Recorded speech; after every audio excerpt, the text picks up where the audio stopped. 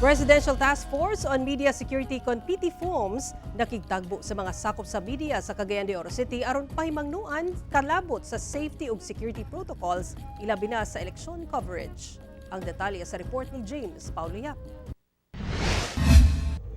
Samtang nagkaduol na ang May 12, 2025 midterm elections, nakigtagbo ang Presidential Task Force on Media Security kon PTFOMS sa mga miyembro sa local media sa Cagayan de Oro City. Kini aron hisgutan ug malatag ang security protocol sa media panahon sa election coverage. Hinoon sa Cagayan de Oro City, usa pa lang ang natala nga media killing.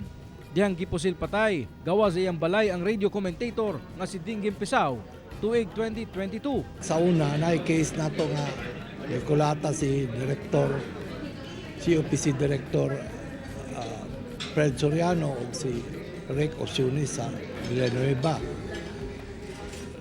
Atong 2022, na po'y case sa una pag-yun, mga 10 years ago, dua ka reporters nga niatos kamigin na kulatahan po. So yun ang atong bantayan. Sumala ni PTFOMS Executive Director Jose Torres nga bisan pa man ubos ang media killing sa Northern Mindanao, dili gihapon angayan magkumpiyansa. Gawhag niini ang sakop sa media nga i-report gilayon kanila ang bisang unsang harassment nga masugatan samtang naghimo kini sa iyang trabaho.